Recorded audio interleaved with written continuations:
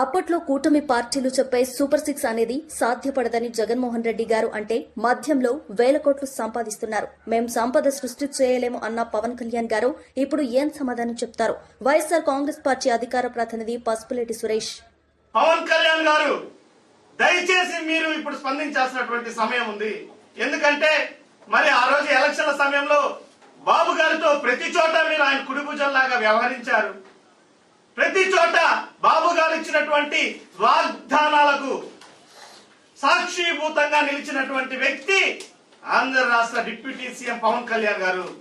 మరి మీరు ఆ రోజు చెప్పారు, చంద్రబాబు నాయుడు గారు చెప్పినటువంటి వాగ్దానాలన్నీ కూడా అమలవుతాయి, లేకపోతే దానికి బాధ్యుని నేను అని పవన్ కళ్యాణ్ గారు చెప్పడం జరిగింది. కాబట్టి ఈ రోజు మేము డిప్యూటీ సీఎం పవన్ కళ్యాణ్ గారిని అడుగుతున్నాం, సూపర్ సిక్స్ సంగతి ఏంటి? మరి ఆ రోజు ఎలక్షన్లలో చంద్రబాబు నాయుడు గారు చెప్పే ప్రతి మాటకి కూడా వత్తాసు పలికినటువంటి వ్యక్తి పవన్ కళ్యాణ్ గారు.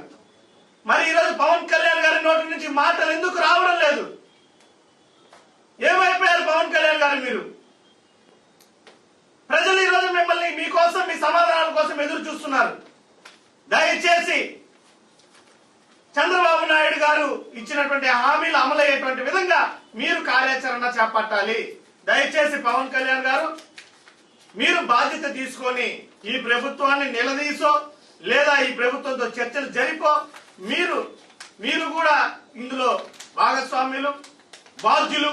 కాబట్టి మీరు ఈ యొక్క హామీలు, తల్లికి వందనం అయితేనేమి, ఫ్రీ బస్ అయితేనేమి, మహిళలకు ప్రతి నెల 1500 అయితేనేమి, నిరుద్యోగ భృతి 3000 అయితేనేమి, అన్నదాత సుఖీభవ 20,000 అయితేనేమి, పరిశ్రమలు 20 లక్షల ఉద్యోగాలు, రాష్ట్రం సింగపూర్, మలేషియా, జపాన్, చైనా, ఇలాంటి మాటలన్నింటినీ కూడా పవన్ కళ్యాణ్ గారు బాధ్యత తీసుకొని ఈ రోజు పరిపాలన పగ్గాలు కూడా ఆయనే తీసుకొని, ఎందుకంటే చంద్రబాబు గారు చేతులు ఎత్తేయడం జరిగింది.